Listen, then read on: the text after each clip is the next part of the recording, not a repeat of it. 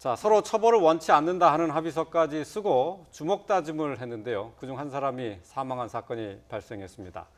자, 먼저 이 사건은 사우나에서 벌어졌던 말다툼이 이렇게 큰 사건으로 이어진 경우죠. 예, 그렇습니다. 지금 그 A 씨 그 45세입니다. 그 이제 사우나 직원하고 말다툼을 이제 시작했습니다. 네. 그런데 이것을 보고 있던 그 B 씨가 60대가 넘었는데요.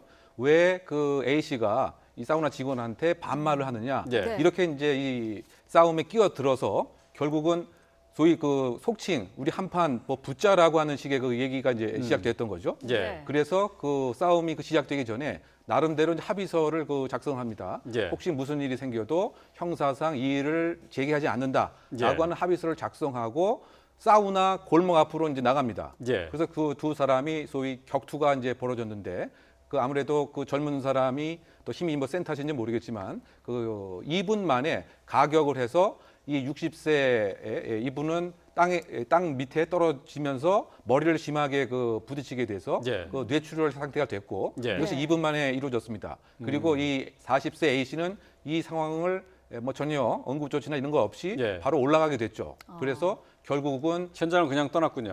떠나게 되었습니다. 그래서 법적으로 보면 상해치사의 혐의를 받아서 뭐 재판이 진행되었던 사건이었습니다. 네. 자, 합의서를 썼는데 둘 중에 한 사람이 사망을 했고요. 법원에서는 징역 4년을 이제 그 선고를 했습니다. 합의서가 그러면 어느 정도 영향을 미치긴 한 건가요? 아주 영향을 많이 미친 거죠. 특히 상해 사건에 있어서요. 그러니까 연하가 연장자를 갖다가 상해를 입힌 경우는 아주 법적에서는 질이 안 좋게 봅니다. 그래서 형량이 굉장히 센 편이죠. 그런데 예.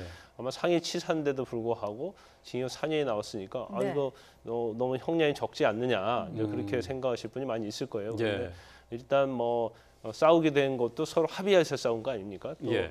서로 어떤 일이 있어도 서로 처벌을 원하지 않는다는 이제 합의서를 썼는데 이 합의서 자체는 사실은 무효해요. 왜냐하면 추후에 예를 들어서 뭐 둘이 뭐 손해배상 제기하지 않기로 한다. 이제 그 정도라면은 이제 법적인 효력에 있어서 어느 정도 참작할 부분이 있지만 이제 형사적인 범죄에 있어서 특히 친고죄나 반의사 불벌죄가 아닌 경우에 있어서 합의서 자체는 형사 범죄에 정상 참작 사유로는 미치지만 네. 저거 자체가 범죄를 없던 걸로 할 수는 없는 거거든요. 그래서 네.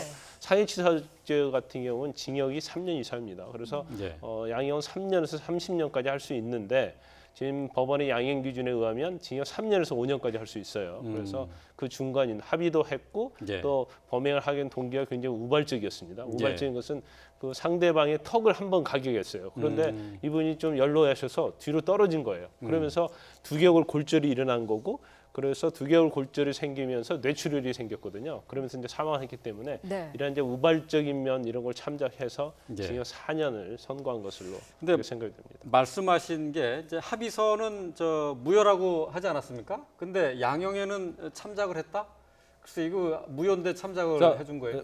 그렇죠. 이제 정상 참작이라고 그러죠. 그러니까 우리가 양형을 정하는 데 있어서 저거 자체는 효력이 없을지언정 둘이 합의를 하고 싸우기로 했기 때문에 네. 범행을 하게 된 동기에 있어서는 좀 참작할 바가 있다는 거죠. 그래서 이 참작이라는 것 자체는 어떤 우리가 소명되는 거에 있어서 어떤 기준이 되는 것이지 이것이 완전히 뭐 유효이기 때문에 이걸 참작한다 그런 취지는 아니고요. 단지 형량을 정하는 데 있어서 어떤 일부 요소로서 어떤 고려를 한다 그렇게 볼 수 있는 거죠. 네. 자, 저런 식의 뭐 싸우기 전에 합의서를 썼다든가 뭐 다른 불법적인 일에 대한 합의서가 전부 다 무효라고 봐야 되는 건가요? 특히 이제 그 형사상에 있어서 이것을 이제 법률 용어로 하면 형사상 부제소 합의다. 제소하지 않기로 하는 합의다. 예, 예. 이것은 이제 그 법적 효력이 없다고 이제 봐야 되겠죠. 다만 네. 이제 민사상에서는 그 법에 위반되지 않고 예. 사회상규에 위반되지 않으면 이 효력이 있습니다. 예. 근데 그 형사 그 문제라고 하는 것은 본인이 뭐 예를 들면 뭐 신체를 절단하는 이런 포기각서를 쓴다라고 해도 이것은 합의를 한다고 해도 이것은 그 친고죄라든가 뭐 이런 것이 아니고 전혀 개인이 처분해야 할 법익이 아니기 때문에 분명히 그 처벌을 받게 되는 것이죠. 그러니까 이번 그 사례에서도 원칙적으로 하면 상해치사는 3년 이상 30년까지 형량이 가능한 것입니다. 네. 그런데 어쨌든 이 합의서라고 하는 것이 나름대로 합의를 했다라고 하는 것을 반영을 해서 지금 그 상해치사로서 이제 3년 정도 4년으로 결국 양형이 이제 끝난 것으로 봐서는 그 어느 정도 반응을 했지만 그 형사적 그 관여는 국가만이 재단할 수 있는 것이지 개인이 소위 말해서 사적 응징이라든가 사적 거래의 대상이 없다라고 하는 것이 기본 원리라고 할 수가 있겠죠. 이제 네. 일반 시청자께서 알으셔야 할 부분이요. 네. 일단 어떤 범죄를 저지르기 전에 합의서를 쓰고 범죄를 저지른 경우에 있어서 그것은 아까 뭐 정상 참작이나 양형 참작에서는 참작이 될 수 있습니다. 그리고 또 이런 경우가 있어요. 예를 들어서 어떤 강간의 피해자가 있습니다. 그런데 가해자하고 피해자하고 합의를 했어요. 향후에 어떤 형사상 고소하지 않는다. 문제를 삼지 않는다. 예.